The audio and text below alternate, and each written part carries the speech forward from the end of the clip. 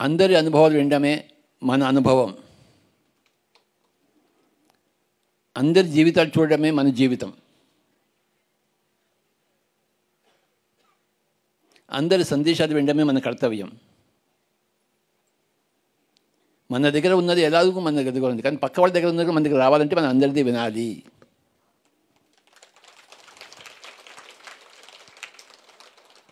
అందరిది వినడాన్ని ఏమంటారంటే సజ్జన సాంగత్యము అంటారు. ఎవడు సజ్జనుడు? సత్యం తెలుసుకున్నవాడు సజ్జనుడు. సత్యం ఎలా తెలుసుకుంటాము? ధ్యానంలో తెలుసుకుంటాము.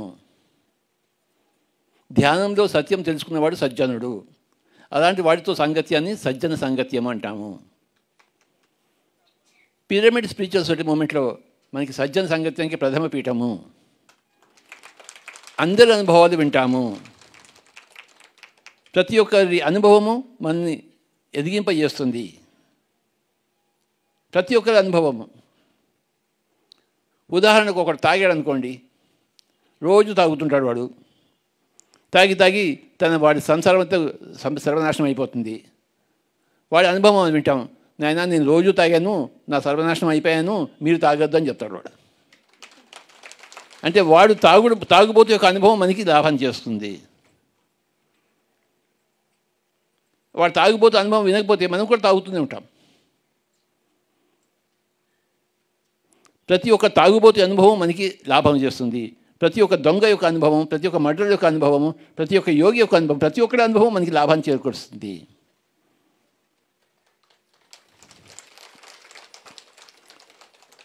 ఒకడు సూసైడ్ చేసుకుంటాడు. కష్టాలు భరించలేక, బాధలు భరించలేక సూసైడ్ చేసుకుంటాడు. పైలోకాలకు వెళ్తాడు. అక్కడ పోయి నానా నరకం అనుభవించి మళ్ళీ అంతకన్నా ఇంకా అధ్వానపు జీవితాన్ని జీవించడం కోసం మళ్ళీ పుడతాడు. వాడు ఏం చెప్తాడు? నాయన ఎప్పుడు సూసైడ్ చేసుకోవద్దు నాయన, నేను అనుభవిస్తున్నాను దానికి. గత జన్మలో సూసైడ్ చేసుకున్నాను, ఈ జన్మలో ఇంకా అధ్వానంగా బతుకుతున్నాను, మీరెవరు సూసైడ్ చేసుకోవద్దని వాడి అనుభవం వాడు చెప్తాడు. పక్కవాడి అనుభవం మనకి జ్ఞానాన్ని ఇస్తుంది. మన అనుభవంతో పాటు అందరి అనుభవాలు వినాలి.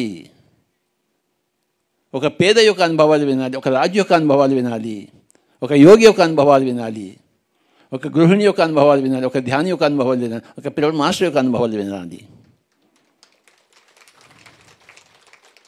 అందరి అనుభవాలు వినాలి. అందులో సజ్జనుల సంగత్యం మహాసంగత్యము.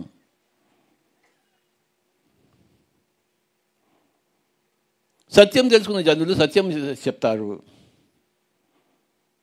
సత్యం తెలుసుకుని జనులు సత్యం తెలుసుకోకపోవడం ఉండకపోవడానికి వచ్చే నష్టాల గురించి చెప్తారు మనకి. ఎవడు ఏది చెప్పినా మనకి లాభాన్ని కలిగిస్తుంది. అందరిది వినాలి. సబ్కా సున్నా అప్నా కర్నా. అందరిది విని తర్వాత మనం ఏం చేయాలో చేయాలి. ఎవరిది వినకుండా మనమే చేస్తామంటే మన పిచ్చోడిది కింద లెక్క. సబ్కా సున్నా అప్నా కర్నా. అందరిది వినాలి, మంది చేయాలి. అందరిది విన్న తర్వాత మనం ఎంతో బాగా చేస్తాం. మంది అన్నీ విన్నాం కదా, అందరి చరిత్రలు తెలుసుకున్నాం కదా, ఏం చేయకూడదో తెలుసుకున్నాం, ఏం చేయాలో తెలుసుకున్నాం, ఏం చేస్తే ఏమవుతుందో కూడా తెలుసుకున్నాం.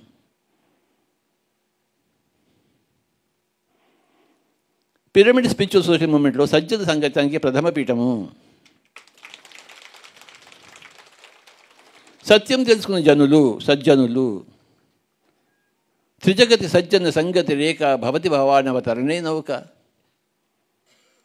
ఈ మూడు లోకాల్లోనూ సజ్జన సాంగత్యమే భవసాగరం నుంచి తరింపజేసిన నౌక ఏదయ్యా అంటే సజ్జన సాంగత్యమే. ఈ 10 రోజులు మనం ఎందుకు ఉన్నాం ఇక్కడ? విశేషంగా ప్రకృతితో జీవించడం కోసము, విశేషంగా సజ్జన సాంగత్యం చేయడం కోసము, విశేషంగా ధ్యానం చేయడం కోసం. 3 ప్రకృతితో జీవించడం కోసం, అందరితో సజ్జన సంగత్యం చేయడం కోసము. ఎందుకంటే వచ్చిన వాళ్ళందరూ సజ్జనులే. ఇక్కడ సత్యం తెలుసుకున్న జనులే. ఇక్కడ ఉన్న వాళ్ళందరూ సత్యం తెలుసుకున్న వాళ్ళే. ప్రతి ఒక్కరితో మనం కలిసి మాట్లాడి నేర్చుకోవాలి, తెలుసుకోవాలి. దాని పేరు సజ్జన సంగత్యము. తర్వాత ఈ ధ్యానం చేయడం కోసం వచ్చాం. ప్రకృతిలో 3 విషయాల కోసం వచ్చాం మనం. ప్రకృతితో సహజీవనం కోసము, సజ్జన సాంగత్యం కోసము, ధ్యానం కోసం వచ్చాం. 10 రోజులు. ప్రతి సంవత్సరము మనం ఇక్కడ 10 రోజులు ఉంటాము.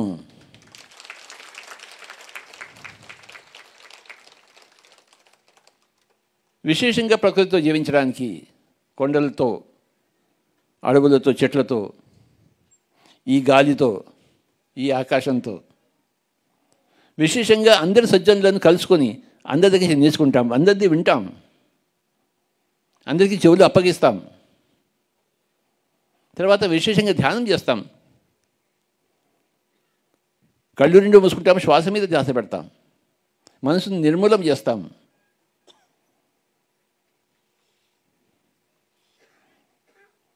పది రోజుల ప్రకృతి సహవాసము, 10 రోజుల సజ్జన సాంగత్యము, 10 రోజుల ధ్యానంతో మనం తిరిగి ఇంటికి వెళ్తాము. ఎంత బాగుంటుంది. ఫ్రెష్ అయిపోయి వెళ్తాం.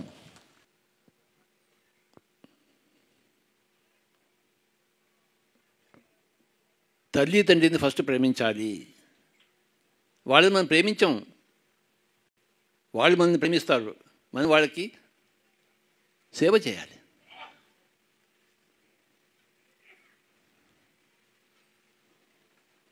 తర్వాత ప్రకృతి అని చెప్పారు, ప్రకృతికి సేవ చేయాలి.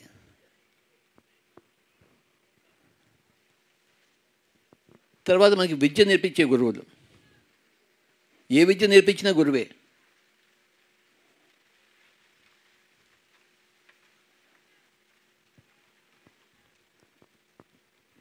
ప్రతి ఒక్కళ్ళు గురువులే మనకి.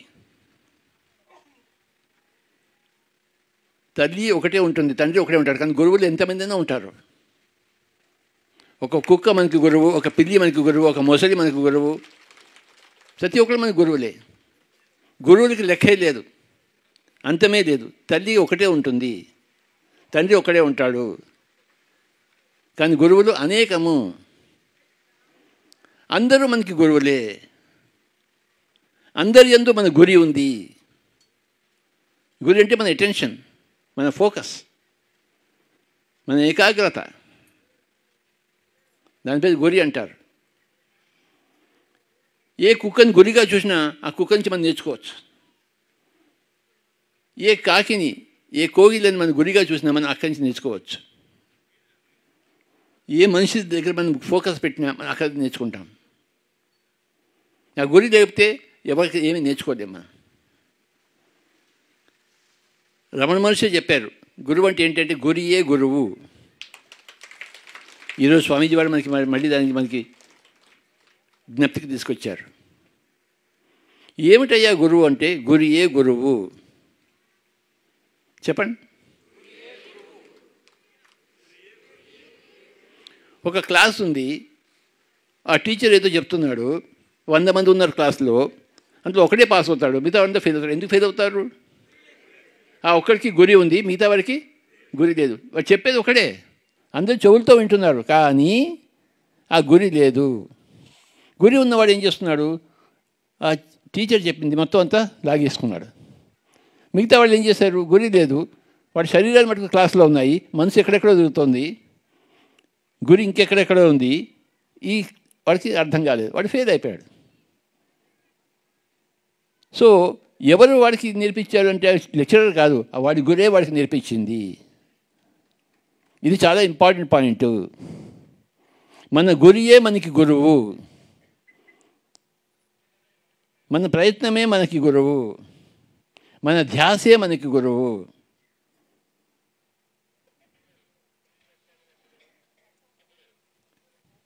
మన ప్రయత్నము ఉండాలి, పురుష ప్రయత్నము.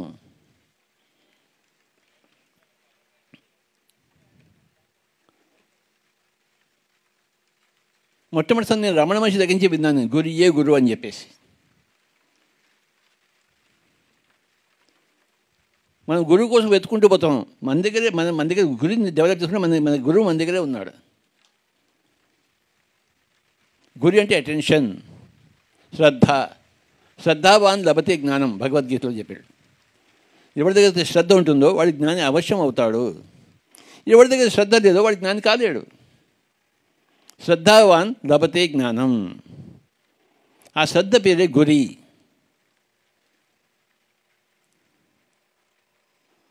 మన దగ్గర శ్రద్ధ లేకపోతే మనం ఏమీ నేర్చుకోలేము. శ్రద్ధ ఉంటే అన్నీ నేర్చుకుంటాము.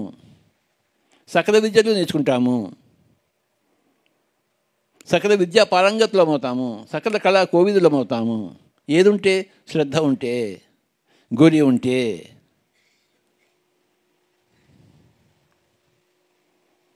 చెప్పండి, గురియే గురువు, శ్రద్ధావాన్ లభతే జ్ఞానం. నాకు జ్ఞానం కావాలంటే అయితే శ్రద్ధ తెచ్చుకో. నాకు గురువు కావాలంటే గురి తెచ్చుకో.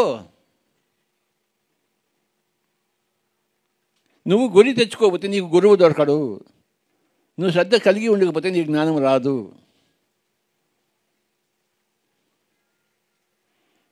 నీ గురి ఎక్కడి నుంచి వస్తుంది? నీలోంచే వస్తుంది. బజార్లో దొరకదు గురి కొనుక్కోవడానికి. శ్రద్ధ ఎక్కడి నుంచి వస్తుంది? నీ దగ్గర నుంచి నీకు వస్తుంది. నువ్వు దాన్ని అలవాటు చేసుకోవాలి, దాన్ని సంపాదించుకోవాలి. నీ శ్రద్ధ నీకు జ్ఞానాన్ని కలిగిస్తుంది. నీ గురువు, నీ గురి నీకు అన్ని సకల గురువులను నీ దగ్గర తీసుకొస్తుంది. ప్రతి మనిషిలోని గురుతత్వాన్ని నీకు బోధిస్తుంది నీ గురి. నేను చదవని పుస్తకం లేదు, నేను వినని యోగి లేడు. అందరి దగ్గర నేను విన్నాను, అందరిది పుస్తకాలు చదివాను. నా దగ్గర అంత గురి ఉంది, నా దగ్గర అంత శ్రద్ధ ఉంది.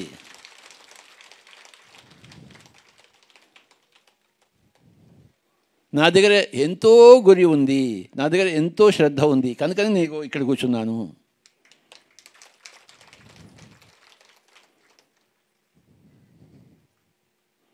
నా గురికి నేను కృతజ్ఞత చెప్పుకుంటుంటాను, నా శ్రద్ధకు నేనే కృతజ్ఞత చెప్పుకుంటాను.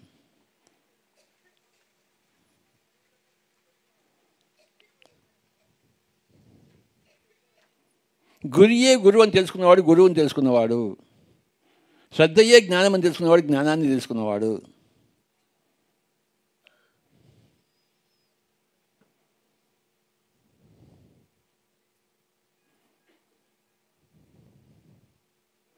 మనిషి యొక్క లక్ష్యము జ్ఞానమే, ధనము కాదు, పొగడ్తలు కావు, పేరు కాదు, ప్రతిష్ట కాదు.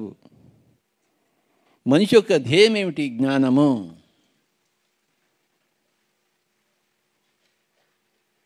మనిషి ఎందుకు పుట్టాడంటే జ్ఞానం కోసం పుట్టాడు.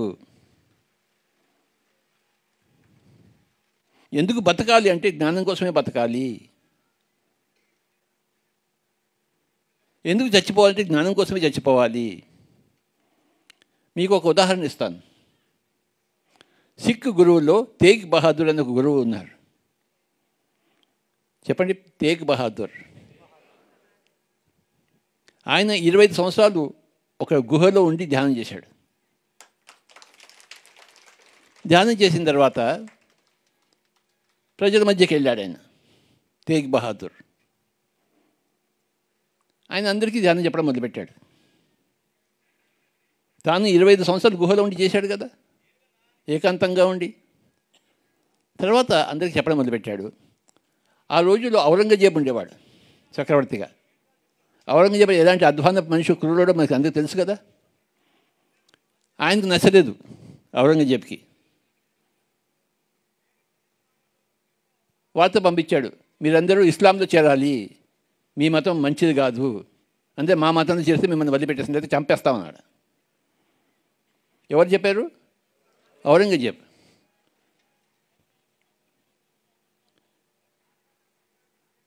సత్యం తెలుసుకునేవాడు ఎలా ఉంటాడు? వీళ్ళ ధ్యానం వీళ్ళు చేసుకున్నారు, వీళ్ళ ప్రచారం వీళ్ళు చేసుకుంటూ ఉన్నారు. ఇలా అయితే లాభం లేదని చెప్పేసి ఔరంగజేబు ఏం చేశాడంటే, ఈ తేగ్ బహాదూర్ శిష్యుల్లో ఆ శిష్యుడిని చంపేస్తే గురువు ఒప్పుకుంటాడు అని చెప్పేసి శిష్యుల మీద పగబట్టాడు. 2 శిష్యులను తీసుకొచ్చాడు పట్టుకొని. ఒక శిష్యుని ఏం చేశాడంటే, ఒక చేతికి ఒక గుర్రాన్ని, ఇంకో చేతికి ఇంకో గుర్రాన్ని పెట్టి 2 గుర్రాలు అటువైపు ఇటువైపు ఎత్తి శరీరం చీలిపోయింది. అర్థమైందా మీకు నేను చెప్తున్నాను? ఒక గుర్రానికి తాడు కట్టి ఈ చేతి పెట్టి ఇంకో గుర్రం ఇటు పెట్టి ఆ 2 గుర్రాలని అటు గుర్రము ఇటు గుర్రం, ఈ శరీరం ఏమవుతుంది చెప్పండి? ఈ గురువు తేగ్ బహాదూర్ ఆ శరీరం చీలిపోయింది. ఆ శిష్యుడు మారాడా? మారలేదు. గురువు మారాడా? గురువు మారలేదు. ఇంకో శిష్యుని ఏం చేశాడంటే నీళ్లలో, మరుగుతున్న నీళ్లలో పెద్ద కుండ పెట్టి నీళ్ళు మరిగించి అందులో వేశారు. వాడు మరుగుతూ మరుగుతూ చచ్చిపోయాడు. వాడు ఇలా జై శ్రీరామ్ అనుకుంటూ చచ్చిపోయాడు. అయ్యా,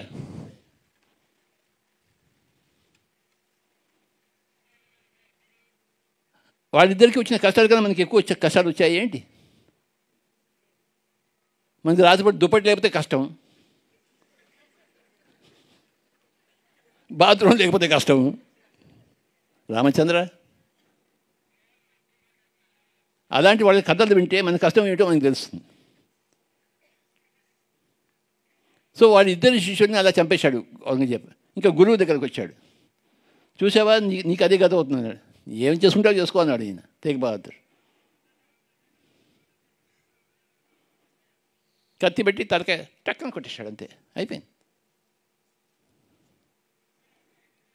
మిగతా శిష్యులు, భక్తులు ఆ తల కింద పడకూడదని చెప్పేసి, కింద పడితే అరిష్టం వస్తుందని చెప్పేసి తలకాయ, అందరూ తలకాయని పట్టుకున్నారు. పట్టుకుని ఆ తలకాయని జాగ్రత్తగా ఒక గుడిలా చేశారు. ఆ గురువు, ఆ శిష్యుడు ఎంత గొప్ప వాళ్ళు చెప్పండి, మీరే చెప్పండి.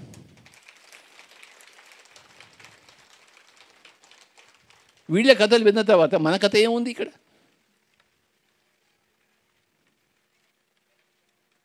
మన మీద మనకి ఇంకా దయ రాదు.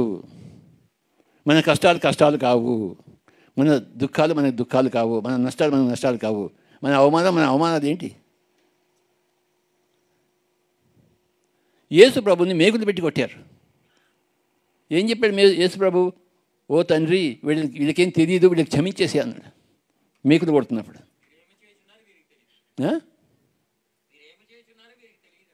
అది యేసు ప్రభు కన్నా మనం కష్టాలు పడ్డాము ఏంటి ఇక్కడ ఈ అడవిలో? మనకేమున్నాయండి కష్టాలు? నాకు కష్టం వచ్చింది, ఒక ఆవిడ వచ్చింది, నా కూతురి పెళ్లి కావడండి అని ఏడుస్తున్నాను. రామచంద్ర, నీ కొడుకు పెళ్లి అయితే ఎంత, పెళ్లి కాకపోతే ఎంత? నిన్న జరిగింది.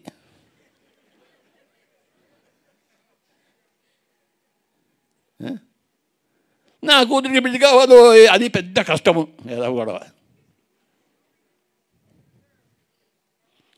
ఇంకోటి వచ్చాడు, వచ్చి నా దగ్గర నిన్ననే జరిగింది, స్వామీజీ నా వ్యాపారం బాగా జరుగుతుంది, ఆశీర్వదించండి స్వామీజీ అన్నాడు. వ్యాపారం జరగదు, నేను ఆశీర్వదించాలట. నువ్వు తొందరగా చస్తే బాగుంటుంది, ఆశీర్వదిస్తాను. ఏదో నా కొడక, నువ్వు నీ వ్యాపారం, నువ్వు నీ కూతురు పెళ్ళి. రామచంద్ర, ఏ మనుషులండి?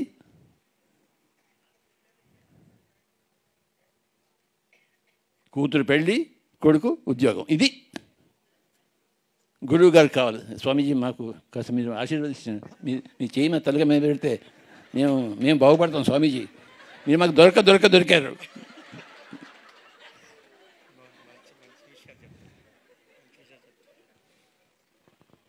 మీ అందరి కూతుర్లు బాగా అంటే మీ స్వామీజీ దగ్గర రండి, మీరు ఆయన ఆశీర్వదిస్తారు, మీ కూతురు పెళ్ళి అయిపోతుంది. రామచంద్ర, ఎక్కడ తేగ్ బహదూరు వాడి శిష్యులు, మరి ఎక్కడున్నాం మనం? కూతురు పెళ్లి దగ్గర ఉన్నాము, కొడుకు ఉద్యోగం దగ్గర ఉన్నాము. ఇది మనకి ఆధ్యాత్మిక ఎందుకు వస్తామంటే కూతురు పెళ్లి కోసం వస్తాము, కొడుకు ఉద్యోగం కోసం. గురి లేదు, శ్రద్ధ లేదు.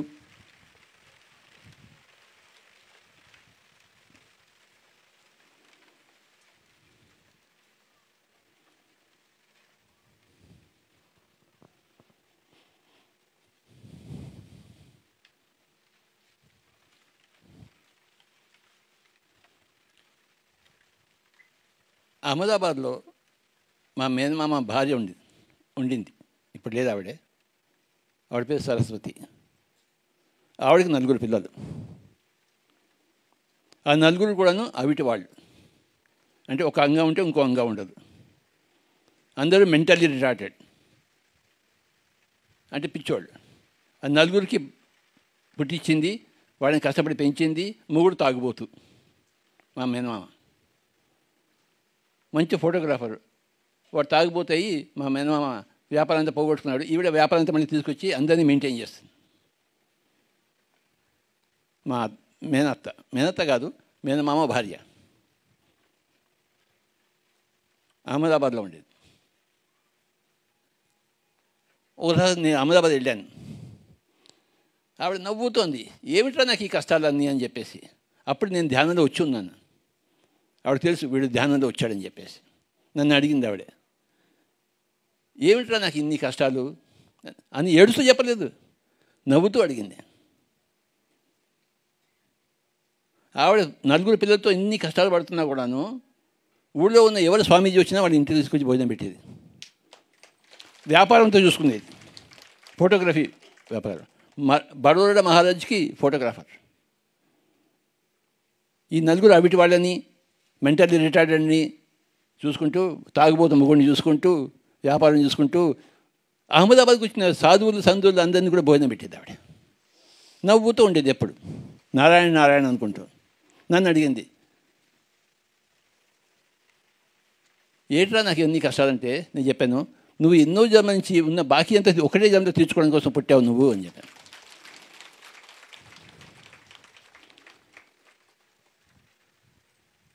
ఎన్నో జన్మల్లో ఎన్నో బాకీలు చేసుంటాం, ఎంతో కష్టాలు పెట్టుంటాం, ఎన్నో యథోపందాన్ని చేసుంటాం. వాటి తట్టిన ఒకటే జన్మలో తీర్చేసుకుందామని ఈ విధంగా నువ్వు ప్లాన్ చేసుకుని వచ్చావు, నువ్వు చాలా గొప్పదానివి అని చెప్పాను. నవ్వుతూ అవునా అంది. ఈ నష్టాలు కష్టాలు ఎందుకు వస్తాయంటే మనం చేసిన బాకీలే మనకి తిరిగి వస్తాయి. మనకి ఊరికే వస్తాయేంటి? ఈశ్వరాజ్ఞ ఎంత చేయమైనా చిటుక్కుమనదు. మనకి నష్టం ఎందుకు వస్తుంది, కష్టం ఎందుకు వస్తుంది, అవమానం ఎందుకు వస్తుంది? మనం చేసినవే మనకి తిరిగి వస్తాయి. మనం చేయవలసిన వస్తుంది ఏంటి? మనం చేసిన కర్మే మనకి తిరిగి వస్తుంది. ఒక రోగంగానో, ఒక కష్టంగానో, ఒక నష్టంగానో, ఒక అవమానంగానో వస్తుంది. మనం ఈ పాపం చేయకపోతే మనకి ఏ రోగము రాదు, ఏ కష్టము రాదు, ఏ నష్టము రాదు, ఏ అవమానం రాదు.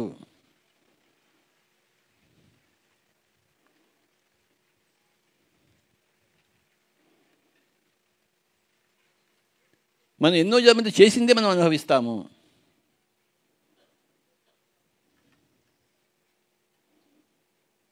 కనుక ఏదైనా కష్టం వచ్చినప్పుడు, నష్టం వచ్చినప్పుడు, అవమానం వచ్చినప్పుడు ఓహో ఇదా సంగతి, గత జన్మలో చేసింది నాకు ఈ జన్మలో వచ్చిందా, ఈ జన్మలో చేసే ధ్యానం వచ్చే జన్మకి రాకుండా చేస్తుంది, ఇంకో జన్మకి రాకుండా చేస్తుంది ఈ జన్మలో చేసే ధ్యానం.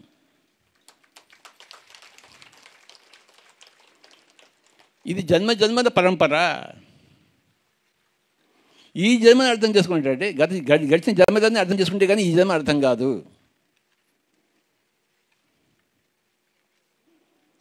మీరు ఎప్పుడైనా ఒక పజిల్ పీస్ చూసారా? ఒక ఏనుగు బొమ్మ ఉంటుంది, ఒక 100 పీసెస్ ఉంటాయి, పజిల్ పీసెస్ ఉంటాయి కదా. ఒక పజిల్ పీస్ తీసుకోండి, అది ఏమైనా అర్థమవుతుందా మీకు? అది అర్థం కావాలంటే ఏం చేసుకోవాలి? మిగతా పజిల్ పీసెస్ అన్నీ పెడితే అప్పుడు ఏనుగులో ఇది తొండమో ఇది కాలో ఏదో వస్తుంది. ఈ పజిల్ పీస్ అంటే అన్నీ పెడితే కానీ దీని యొక్క అర్థం కాదు. అలాగే అన్ని జన్మలు చూస్తే కానీ ఈ జన్మ యొక్క అర్థం కాదు మనకి. నాకు ఈ జన్మదని చూసుకున్నాను అనుకోండి, నాకు ఎందుకు ఇన్ని కష్టాలు వచ్చాయి, నా మూడు ఎందుకు తాగుబోతు, నాకెందుకు, నా కూతురు ఎందుకు పెళ్లి కాలేదు, నా కొడుకు ఎందుకు ఉద్యోగం రాలేదు, నాకు క్యాన్సర్ ఎందుకు వచ్చింది, మా అమ్మగారు నా కళ్ళ ముందు ఎందుకు చనిపోయారు, ఏమిటా క్వశ్చన్స్ అన్నీ? ఒక జన్మ నుంచి వచ్చేవి క్వశ్చన్స్, అనేక జన్మ వచ్చేవి ఆన్సర్స్. బహూనాం జన్మనాం అంతే జ్ఞానవాన్ మాం ప్రపద్యతే. బహూనాం జన్మనాం అంతే, ఎన్నో జన్మల తర్వాత ఒకనొక జ్ఞానవంతుడు తనను తాను తెలుసుకుంటాడు.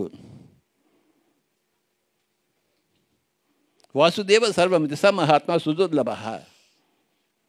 బహూనాం జన్మనాం అంతే, ఎన్నో జన్మల తర్వాత. ఇప్పుడు మనం ఈ జన్మలో ఉన్నాం, ఇదే జన్మ మొట్టమొదటి జన్మ ఏంటి మనకి? ఓయబ్బో ఎన్ని జన్మలు ఎత్తామో లెక్కే లేదు. ఎంతమంది తల్లులు, ఎంతమంది తండ్రులు, ఎంతమంది గురువులు, ఎన్ని శరీరాలు, ఎన్ని నష్టాలు, ఎన్ని కష్టాలు, ఎన్ని పాపాలు, ఎన్ని పుణ్యాలు లెక్కే లేదు. శ్రీకృష్ణుడు చెప్తాడు, బహూని మే వ్యతీతాని జన్మాని తవ చార్జున తాన్యాహం వేద సర్వాణి నతం వేత్త పరంతప.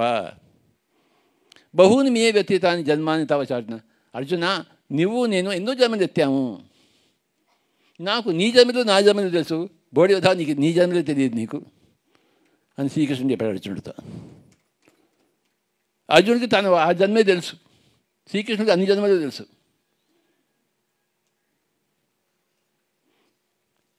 కనుక ఆయన ఎప్పుడు హాయిగా ఉన్నాడు, అన్ని జన్మలు తెలుసు ఆయనకి. అర్జునుడికి దుఃఖం ఒకటి జన్మ తెలుసు. ఒకటి జన్మ తెలుసుకుంటే అన్ని దుఃఖాలే కనబడతాయి, వాడికి కష్టాలు కనబడతాయి. అన్ని జన్మలు తెలుసుకుంటే ఆత్మజ్ఞానం కనబడుతుంది, కష్టాలు ఉండవు, సుఖాలు లేవు, ఆత్మజ్ఞానమే కనబడుతుంది.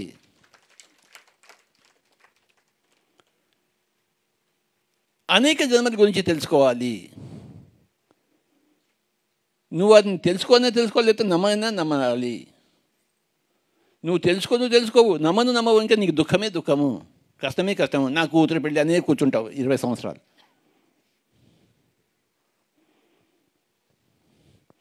మా ఫ్రెండ్ ఒక అతను ఉండేవాడు, ఉన్నాడు, ఇప్పుడు ఎక్కడ ఉన్నాడు తెలియదు, హైదరాబాద్లో. ఓ రోజు రోడ్డు మీద కలిశాడు, చాలా రోజుల తర్వాత. కలిసిన తర్వాత ఏంట్రా అలా ఉన్నావు అన్నాడు. మొహం ఇలా వాడిపోయి ఉంది. నా కూతురు పెళ్లి కోసం నేను వరీగా ఉన్నాను. అసలు నీకు పెళ్ళి ఎప్పుడైందిరా అని నేను అడిగాను. వాడి కూతురు వయసు ఎంత తెలుసా? 2 సంవత్సరాలు. 20 సంవత్సరాల తర్వాత కూతురు పెళ్లి అయితే వాడికి 20 లక్షలు కావాలి కట్టడానికి. అప్పుడు ఈ 20 లక్షలు ఎక్కడి నుంచి తీసుకొస్తానని వాడు ఇప్పటి నుంచి బాధపడుతున్నాడు. అర్థమైందా? అయ్యా, ఇలాంటి వాళ్ళు ఉంటారు స్వామీజీ, మీకు తెలియదేమో, నాకు అన్నీ తెలుసు. నాకు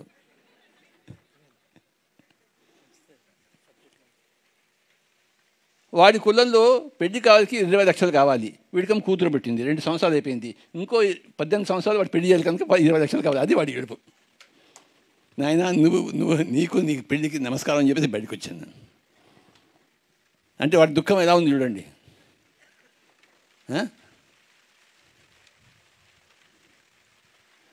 నా సొంత ఫ్రెండ్, ఏం చెప్తాం.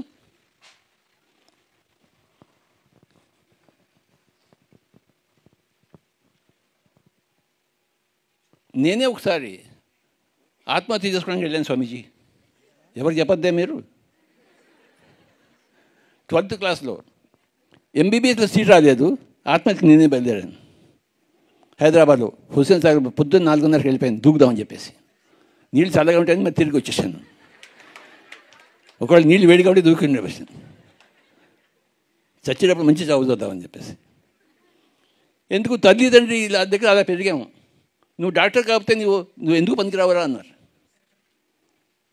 ఎందుకంటే మా అన్నగారు ఇంజనీర్ అయ్యారు, నేను డాక్టర్ కావాలి. అదే గోల్, అదే లక్ష్యం. వాడు ఇంజనీర్ కావాలి, వీడు డాక్టర్ కావాలి. అదే స్వామీజీ. వాడు బుద్ధుడు కావాలి, వీడు కృష్ణుడు కావాలని కాదు.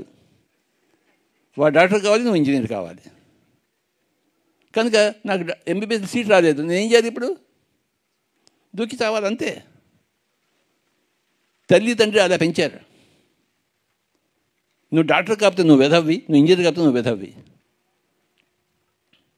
ఇంట్లో ఫోటోలు ఉంటాయి, బుద్ధుడు, కృష్ణుడు, యేసు ప్రభు, ఓహో అన్ని ఫోటోలు అన్నీ ఉంటాయి.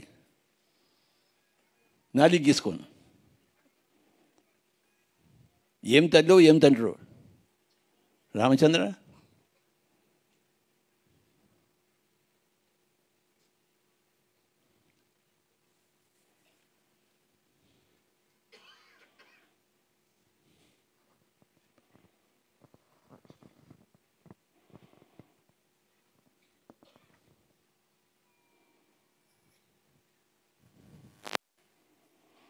అన్ని కష్టాలకు, అన్ని నష్టాలకు, అనుమానాలకు ఒప్పుకోండి.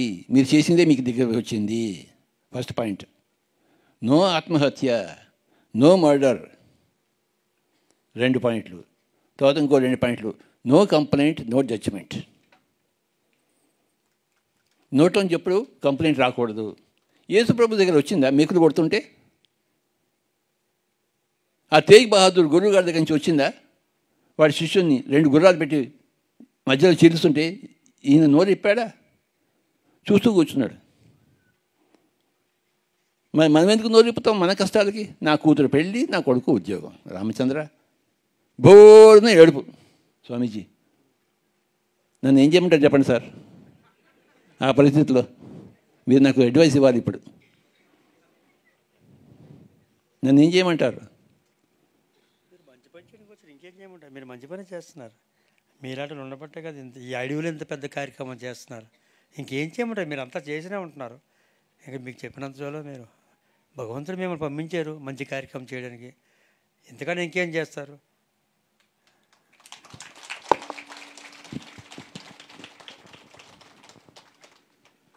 మీరు నన్ను ఒప్పుకున్నారు. I'm very very happy. వీళ్ళు ఏమంటున్నారంటే వీడు మంచోడు కాదు, నా కూతురికి పెళ్ళి అంటే వీడు నన్ను తిడుతున్నాడు, నా కొడుకు ఉద్యోగం నన్ను తిడుతున్నాడు అని అంటున్నారు.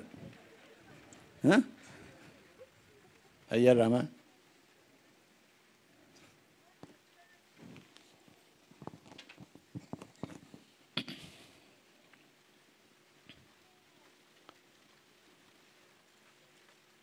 ఈ జన్మను ఆఖరి జన్మ చేసుకోవాలంటే అన్ని నష్టాలను అన్ని కష్టాలను మనం సంతోషంగా స్వీకరించి, అది మన వల్లనే మనకు వచ్చాయమని తెలుసుకోవాలి. We created our own realities.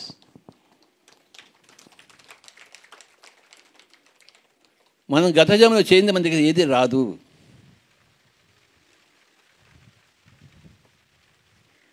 మన గత జన్మలో చేసిన దాన్ని ఈశ్వరాజ్ఞ అంటారు. ఈశ్వరాజ్ఞ లేదంటే చీమైనా చిటుకమందు. ఈ జన్మలో చీమ చిటుకమని అంటే గత జన్మలో ఈశ్వరాజ్ఞ ఉండాలి.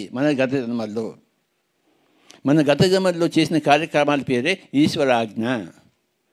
ఈ జన్మలో మనకు జరిగే నష్టాలు కష్టాలు ఇదే చీమ చిటుకమంటాము. అది లేకపోతే ఇది ఉండదు. గత జన్మలో నువ్వు చేసిన పాపాలు పుణ్యాలు లేకపోతే ఈ జన్మలో చేసే రోగాలు భోగాలు ఉండవు. నువ్వు గత జన్మలో చేసిన పుణ్యాల వల్ల ఈ జన్మలో భోగాలు వస్తాయి, గత జన్మలో చేసిన పాపాల వల్ల ఈ జన్మలో రోగాలు వస్తాయి, కష్టాలు వస్తాయి, నష్టాలు వస్తాయి. ఎవరి వల్ల వచ్చాయి నీకు కష్టాలు నష్టాలు? ఎవరి వల్ల నీకు భోగాలు వచ్చాయి? నీ వల్లనే నీకు వచ్చాయి. రోగాలు కానీ భోగాలు కానీ నీ వల్లనే నీకు వచ్చాయి. రోగాలు నీ పాపాల వల్ల వస్తాయి, భోగాలు నీ పుణ్యాల వల్ల వస్తాయి. సో ఎవరిని మనం నిందిస్తాము, ఎవరిని కోరుకుంటాము నాకు కావాలి వద్దని చెప్పేసి? నువ్వు అర్థం చేసుకోవాలి నీ గత జన్మల నుంచి నీకు వచ్చిందని చెప్పేసి, అప్పుడు అన్నీ అయిపోతాయి. అర్జున అన్నాడు కృష్ణుడు, నువ్వు నేను ఎన్నో జన్మలు ఎత్తాము, నాకు నీ జన్మలు తెలుసు, నా జన్మలు తెలుసు, కానీ నీకు నీ జన్మలు తెలియవు, నా జన్మలు అసలే తెలియవు నీకు.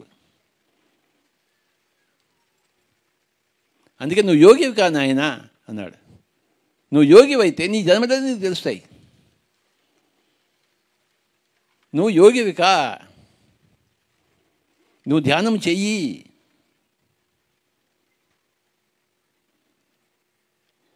ఇది చేస్తే అది దొరుకుతుంది.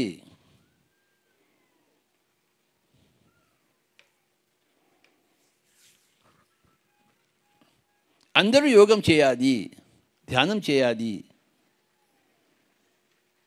గత జన్మల గురించి తెలుసుకోవాలి, చేసిన పాపాల పుణ్యాల చిట్టా మనకి తెలియాలి. అప్పుడు ఈ జన్మ మనకి అర్థమవుతుంది. అర్థమైనప్పుడు జీవితాన్ని అంగీకరిస్తాము. అర్థం కానప్పుడు ఏం చేస్తాము? ఆ దేవుడి వల్ల తప్పు, ఆ దేవుడు నన్ను సర్వనాశనం చేశాడు, మా అమ్మగారు నన్ను అనవసరంగా పట్టించారు. మీ అమ్మగారు పట్టించలేదు, నువ్వు అమ్మగారి దగ్గర చేరావు. నువ్వు మీ అమ్మగారిని పట్టించలేదు. పుట్టకముందే నువ్వు మీ అమ్మగారిని వెతుక్కొని కోరుకొని నేను నీ కూతురుగా పుడతానని ఆవిడ ఒప్పింపజేసి అప్పుడు నువ్వే పుట్టావు.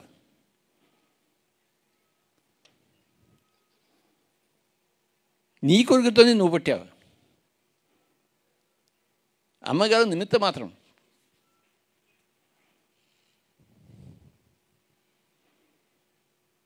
నీ తల్లిదండ్రులు నువ్వే వెతుక్కున్నావు. నువ్వు ఆడగా పుట్టాలి మగ పుట్టాలి నువ్వే కోరుకున్నావు. నువ్వు గత జన్మలో చేసిన పాపాల పుణ్యాలని తెలుసుకుని దానికి కావాల్సిన రోగాలన్నీ నువ్వు వెతుక్కుని భోగాలన్నీ వెతుక్కుని నువ్వే పుట్టావు. నీవు పుట్టిన తర్వాత నీకు ఏమేం చెబుతావు అన్నీ నీకు పుట్టకముందే తెలుసు. నీకు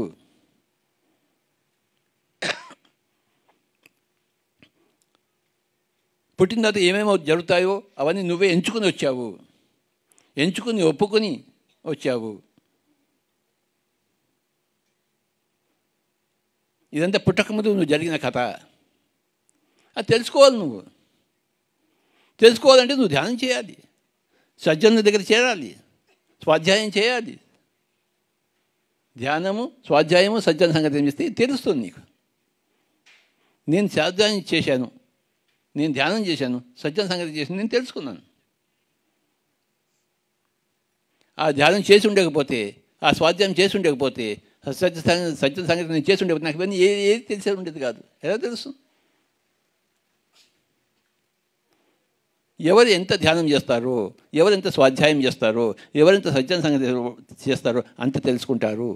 జన్మల గురించి, మన ఎంపికల గురించి, ఆత్మజ్ఞానం గురించి తెలుసుకుంటారు అంతగా. సంగీతం ఉంది, నేను ఫ్లూట్ వాయిస్తాను, నాకు సంగీతం ఎక్కువ తెలుసా? హరిప్రసాద్ చౌరాసికి ఎక్కువ సంగీతం తెలుసా? చెప్పండి, ఎవరికి ఎక్కువ తెలుసు? నాకు తెలుసా, ఆయనకి తెలుసా? ఆయనకి ఎందుకు ఎక్కువ తెలుసు, నాకు ఎందుకు తక్కువ తెలుసు? ఆయన ఎక్కువ సాధన చేశాడు, నేను అంత సాధన చేశానా? చేయలేదు. ఆయన జీవితంతో పరంగా పెట్టి, నేను జీవిత పరంగా నేను కొద్దిగానే పెట్టాను పరంగా సంగీతానికి. నేను ఎంత పరంగా పెట్టినా అంతే సంగీతం వచ్చింది నాకు. నేను కూడా జీవితం అంతా పరంగా పెట్టుంటే నేను కూడా రవిశంకర్ లాగా, బిస్మిల్లా ఖాన్ లాగా అయి ఉంటాను. ఎందుకను? ఎవడైనా అవుతాడు. మలయాళ స్వామి అంత గొప్పగా ఎందుకంటే ఆయన జీవితంతో పరంగా పెట్టారు ఆయన. అయ్యా,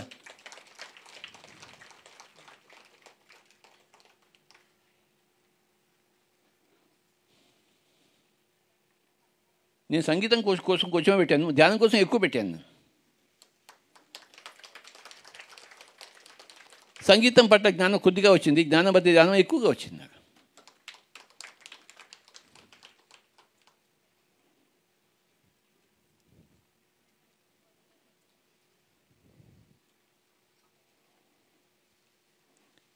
ఆ బిస్మిల్లా ఖాన్ దగ్గర ఉన్నంత సంగీతం నాకు రావాలంటే నేను కూడా ఆ విధంగానే పనిచేయాలి, ఆ విధంగా సాధన చేస్తే నాకు వస్తుంది.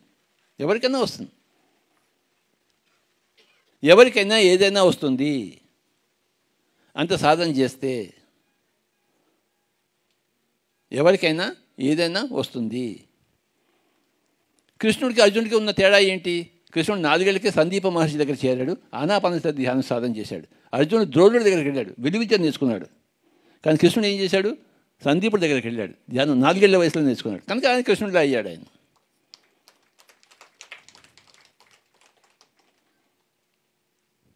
చేసుకున్న వాడికి చేసుకున్నంత మహదేవా.